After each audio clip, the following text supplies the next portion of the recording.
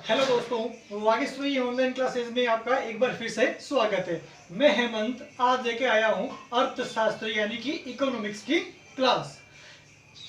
काफी टाइम से सब्सक्राइबर धीरे धीरे गति से बढ़ रहे हैं, तो दोस्तों मैं ये जो मेहनत कर रहा हूँ ये आप ही के लिए कर रहा हूँ। तो प्लीज मेरे आपसे रिक्वेस्ट है, सब्सक्राइबर को धीरे धीरे बजाय थोड़ी स्पीड से बढ़ाएं। और अगर वीडियो अच्छा लगे तो लाइक जरूर कीजिए, कमेंट कीजिए, इस चैनल को आगे शेयर कीजिए। तो चलिए आज की क्लास शुरू करते हैं, इकोनॉमिक्स की क्लास। तो आज हमने 12th कॉमर्स के और आर्ट्स के जो कंबाइंड इकोनॉमिक्स की बुक है व्यष्टि यानी कि माइक्रो इकोनॉमिक्स, उसका हमने चैप्टर नंबर 4 लिया है। इस चैप्टर का नाम है मांग की लोच यानी कि इलास्टिसिटी ऑफ डिमांड। तो आइए इस चैप्टर की शुरुआत करते हैं। तो दोस्तों सबसे पहली बात है, अपना पहला टॉपिक है आज का मांग की लोच। तो मांग की लोच कहते किसे हैं, सुनिए बहुत ध्यान से। बहुत सिंपल है, मांग की लोच, लोच का मतलब होता है परिवर्तन। जैसे रबड़ होता है कि नहीं होता है, रबड़ आप रबड़ को खींचते हो, वो बड़ा हो जाता है, छोड़ते हो वापस श्रिंक हो जाता है। तो उसी प्रकार लोच का मतलब होता है बदलना या परिवर्तित होते रहना। तो मांग की लोच का मतलब भी क्या होता है, मांग का बड़ा हो जाना और मांग का कम हो जाना, यानी कि कम और ज्यादा हो जाना, मांग का चेंज हो जाना, वही मांग की लोच कहलाता है। अब ये जो मांग में परिवर्तन होता है, ये परिवर्तन किसके कारण होता है, वो सबसे इंपॉर्टेंट फैक्टर होता है। तो वस्तु की मांग और मात्रा में जो भी परिवर्तन होता है वह परिवर्तन ही मांग की लोच कहलाता है। ये डेफिनेशन है, इसको अच्छे से याद रख लेना। बोर्ड एग्जाम के अंदर कई बार इसका क्वेश्चन आया हुआ भी है और आने के चांसेस भी रहते हैं। तो मांग की लोच कितने प्रकार की होती है, चले देखते हैं। मांग की लोच होती है 3 प्रकार की, यानी कि 3 types of the elasticity of demand. तो हमारी जो पहली लोच है वो है कीमत लोच, यानी कि कीमत के कारण कितना परिवर्तन हो सकता है मांग में। सेकेंड हमारी है आय लोच, यानी कि कोई व्यक्ति जो जितनी आय कमाता है उसकी आय के अकॉर्डिंग उसकी मांग में कितना चेंजेस आ सकता है। और उसके बाद होती है थर्ड नंबर रेखिक लोच, यानी कि इसके अंदर 2 कमोडिटीज को इन्वॉल्व किया जाता है, यानी कि 2 वस्तुएं इसके अंदर शामिल रहती है। एक वस्तु की कीमत चेंज होती है और उसके कारण दूसरी वस्तु की मांग चेंज होती है। आइए इसको थोड़ा सा डिटेल से पढ़ लेते हैं। तो सबसे पहला टॉपिक है कीमत लोच, यानी कि कीमत में जो प्रतिशत परिवर्तन होता है उसके कारण मांग में जो प्रतिशत परिवर्तन होगा या जो होने वाला है वही मांग की कीमत लोच कहलाएगा, जिसे हमें ज्ञात करना पड़ेगा। एक बार फिर से बताता हूं, कीमत लोच क्या होता है, किसी भी वस्तु की कीमत में जो प्रतिशत परिवर्तन होता है उस प्रतिशत परिवर्तन से उस वस्तु की मांग में जो प्रतिशत परिवर्तन होने वाला है या जो होगा उसे ज्ञात करना ही वस्तु की कीमत लोच कहलाती है। इसे ज्ञात करने के लिए आपको एक फॉर्मूले को यूज लेना पड़ेगा। तो फॉर्मूला क्या है, आइए देखते हैं। तो फॉर्मूला आपका हो गया, मांग में आनुपातिक ऑब्लिक प्रतिशत परिवर्तन बटा कीमत में आनुपातिक ऑब्लिक प्रतिशत परिवर्तन, यानी कि आपको अपॉन वाला फॉर्मूला लेना है। ऊपर की तरफ आपको रखना है मांग का डेटा और नीचे की तरफ आपको रखना है कीमत का डेटा। अब ये जो हमारा फॉर्मूला है, ये फॉर्मूला भी आगे जाकर के और 2 फॉर्मूले पुट करता है। वो कौन से फॉर्मूले हैं कि भाई सबसे पहली बात है, मांग में आनुपातिक या प्रतिशत परिवर्तन कितना हुआ ये आप कैसे ज्ञात करोगे। तो इसको भी ज्ञात करने के लिए आपको एक फॉर्मूले को काम में लेना पड़ेगा। तो वो फॉर्मूला क्या है, Q1 माइनस Q0 बटा Q0 इंटू 100, यानी कि Q1 माइनस Q0 बटा Q0 इंटू 100। इसी तरह आप कीमत में जो आनुपातिक प्रतिशत परिवर्तन होता है उसको किस प्रकार से ज्ञात करोगे, उसको ज्ञात करने के लिए भी ऐसा ही एक फॉर्मूला है, P1 माइनस P0 बटा P0 इंटू 100। तो आइए यहाँ पे इन आंकड़ों को थोड़ा सा डिटेल से समझते हैं कि ये Q1 Q0 P1 P0 आखिर होता क्या है। तो शुरू करते हैं। Q1 का मतलब होता है नई मांग। नई मांग का मतलब क्या होता है कि आपकी कीमत में जब चेंजेस हुई थी उसके कारण मांग कितनी चेंज हो गई, यानी कि प्रेजेंट में पहले कितनी मांग थी वो नहीं, प्रेजेंट में अब कितनी मांग हो चुकी है, यानी कि यही आपकी कहलाती है नई मांग। जो प्रेजेंट में चल रही होती है वो नई मांग। Q0 का मतलब हो गया पुरानी मांग, यानी कि ओल्ड डिमांड, यानी कि इस चेंजेज से पहले कितनी डिमांड थी उसको आप बोल सकते हो Q0। तो दोस्तों ठीक इसी प्रकार ही प्राइस का भी बन जाता है। P1 का बन जाता है नई कीमत अर्थात न्यू प्राइस, यानी कि प्रेजेंट में अभी किसी वस्तु की कितनी प्राइस है उसको हम बोल सकते हैं P1। तो इसी तरह P0 का क्या बन जाएगा, पुरानी कीमत, यानी कि ओल्ड प्राइस। जब वस्तु की मांग काफी टाइम पहले देखी जाए तो उस मांग पर उस समय वस्तु की प्राइस कितनी थी। तो एक बार वापस देखते हैं कीमत लॉज किसे बोलते हैं।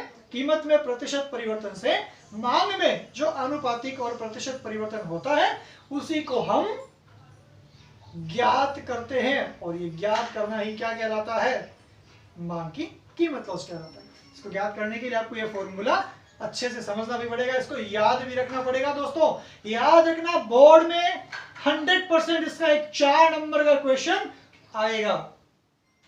तो कीमत लॉज के बाद में जो 2 नंबर मांग आती है वो आती है आई लॉज, यानी कि आई लॉज किसे कहते हैं। तो आई लॉज का मतलब क्या होता है, जिस प्रकार कीमत लॉज का मतलब हो गया कीमत में प्रतिशत परिवर्तन के कारण मांग में प्रतिशत परिवर्तन, तो उसी प्रकार आय लॉज का मतलब क्या हो जाएगा, आय में होने वाले प्रतिशत परिवर्तन से उस वस्तु की मांग में कितना प्रतिशत परिवर्तन आ जाता है, यही ज्ञात करना ही आय लॉज कहलाती है। बहुत सिंपल है दोस्तों, अगर आपने कीमत लॉज को अच्छे से समझ लिया तो आने वाली जो दोनों अगली लॉजें हैं आय लॉज और रैखिक लॉज बहुत इजी हो जाएगा आपको समझने के लिए। तो आय लॉज एक बार वापस बता देता हूं, किसी व्यक्ति की आय में जितना प्रतिशत परिवर्तन होता है तो उसके कारण उसकी वस्तु की मांग में जो परिवर्तन होता है वही आय लॉज कहलाता है। अब आय लॉज का भी एक फॉर्मूला है, बहुत सिंपल है दोस्तों। ये जो फॉर्मूला है उसमें आपको बस थोड़ा सा चेंज करना है, कोई ज्यादा चेंजेस नहीं है, बहुत माइनर चेंज है। क्या चेंज है देखिए, मैं चेंज कर रहा हूं। ऊपर वही लगेगा मांग में आनुपातिक ऑब्लिक प्रतिशत परिवर्तन, लेकिन नीचे क्या लग जाएगा, आपको बस केवल यहां से इस कीमत को हटाना है और इस कीमत की जगह आपको क्या रखना है, आय। बस फॉर्मूला आपका वही है, कुछ चेंजेस नहीं करना है, ऊपर वही मटेरियल रहने वाला है, नीचे केवल कीमत की जगह आपको बस एक ही वर्ड चेंज करना है और वो वर्ड है आय, जिससे ये फॉर्मूला किसका बन जाएगा, आय लॉज का। है ना, वेरी सिंपल। कीमत लॉज अगर याद हो गई तो आगे वाले मटेरियल आपको कंटिन्यू ऑटोमेटिक याद होते जाएंगे। तो अब यहाँ पे थोड़ी सी बात और कर लेते हैं। जब यहाँ पे हमने कीमत की जगह आय को चेंज किया है तो क्या यहाँ पर भी कुछ चेंज करना पड़ेगा, बिल्कुल करना पड़ेगा दोस्तों। यहाँ पे क्या करना पड़ेगा, पी की जगह हम कर देंगे आई। अब यहाँ बताओ आई क्यों लगाएंगे, पी का मतलब प्राइस होता है, तो आई का मतलब क्या हो जाएगा, आई से इनकम। पी का मतलब प्राइस था तो आई का मतलब क्या हो जाएगा, इनकम, और आई को हम क्या बोलते हैं, इनकम ही बोलते हैं। तो यहाँ पे फॉर्मूला क्या बन जाएगा, I1 माइनस I0 बटा I0 इंटू 100।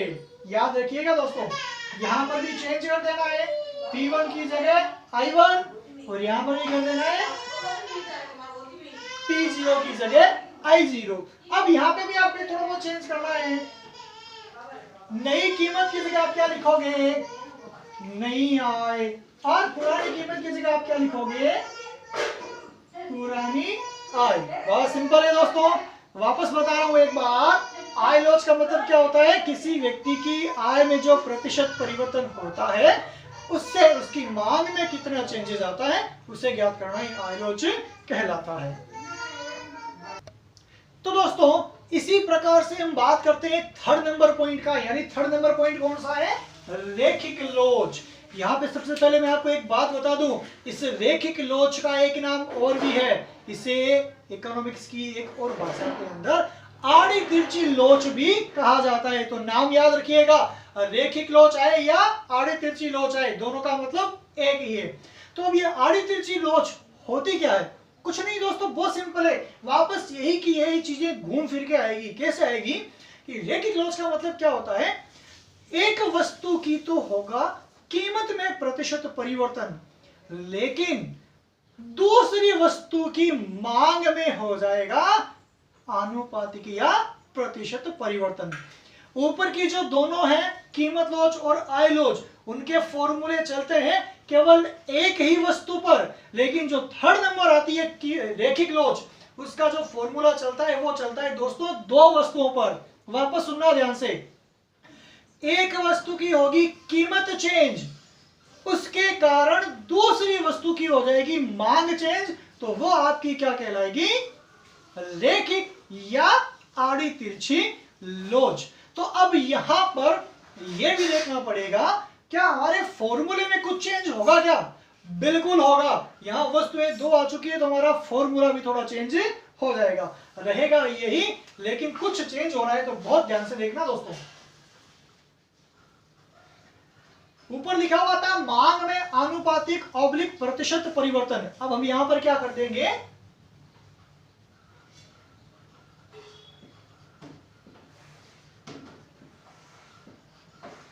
बहुत सिंपल है, मैंने आगे केवल 3 वर्ड्स जोड़े हैं, मैंने केवल इस फॉर्मूले के आगे 3 शब्द जोड़े हैं।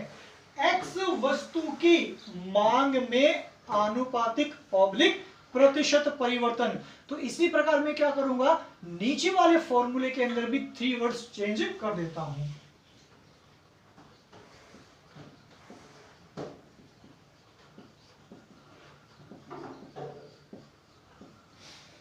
क्या बन गया, सॉरी, x की जगह हम क्या लेंगे, y वस्तु, क्योंकि वस्तुएं कितनी है, 2। तो इस फॉर्मूले को एक बार पूरी तरीके से समझ लेते हैं। याद रखना, रेखिक लोच में कम से कम 2 वस्तुएं होंगी, एक वस्तु की कीमत चेंज होगी और दूसरी वस्तु की चेंज होगी मांग।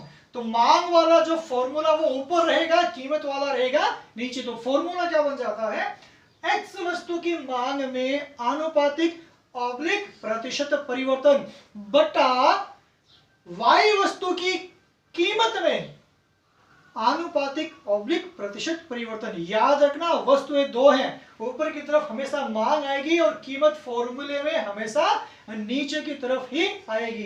तो वापस हमारा जो ये फॉर्मूला है ये भी चेंज हो जाएगा, इधर Q वाला फॉर्मूला चलेगा और इधर वापस फॉर्मूला चलेगा P वाला। आय की जगह वापस यहां पर क्या हो जाएगा, कीमत हो जाएगा।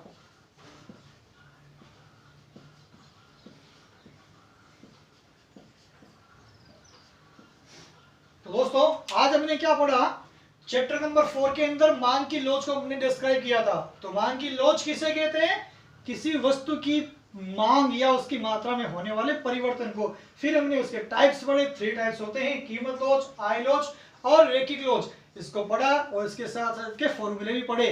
दोस्तों सब्सक्राइबर बढ़ाना जिम्मेदारी आपकी है, मैं मेहनत आपके लिए कर रहा हूं, तो याद रखना आप भी मेरे लिए मेहनत करोगे और मुझे पूरा विश्वास है मेरे सब्सक्राइबर आप जरूर बढ़ाओगे। वीडियो अच्छा लगे तो कमेंट करना, लाइक करना, चैनल को सब्सक्राइब भी करवाना, आगे शेयर भी करना। ऐसे बहुत सारे वीडियोस मैं आपके लिए लेके आऊंगा, 12th के भी नहीं, मैं 10th के भी वीडियो जल्दी से आपके पास अपलोड करने के लिए तैयार रहूंगा। तो मिलते हैं अगले वीडियो के अंदर। अगले वीडियो के अंदर हम पढ़ेंगे इनके एग्जाम्पल और एग्जाम्पल के साथ इनके प्रैक्टिकल से इनको सोल्व करके देखेंगे। Bye bye.